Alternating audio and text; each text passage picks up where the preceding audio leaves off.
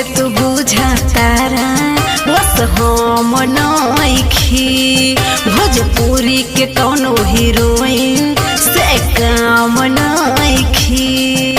अरे बाबू जैसे हमके तू बुझा तारा बस हम नइखी भोजपुरी के कौनो हीरोइन से काम नइखी। जे भी करी दीदार ओकर मन चंगा हो जाई। एक बटन चोली के खोल दे हब महफिल में दंगा हो जाई। एक बटन चोली के खोल दे हब महफिल में दंगा हो जाई।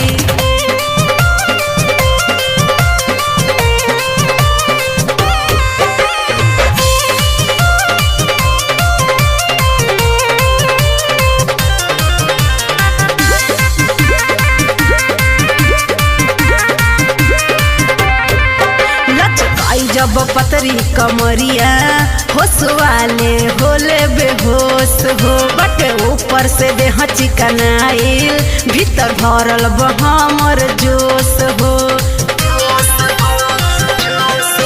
लचकाई जब पतरी कमरिया होश वाले होले बेहोश हो बटे ऊपर से देह चिकनाइल भीतर भरल हमारा जोश हो।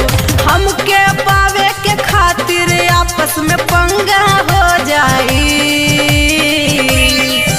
एक बटन चोली के खोल दे हब महफिल में दंगा हो जाई।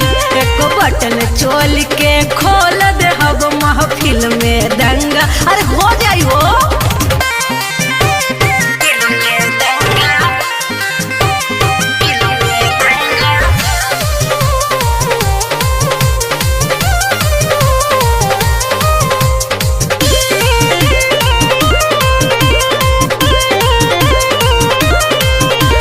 देखी के रूप कटीला चुएला सबके लार हो चाहे हमरा से भरत चौहान जोड़ेला दिल के तार हो।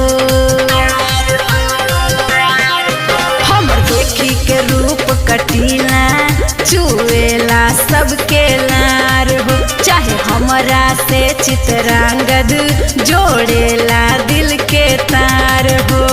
लागत हमके मजहर भी लाफंगा हो जाई।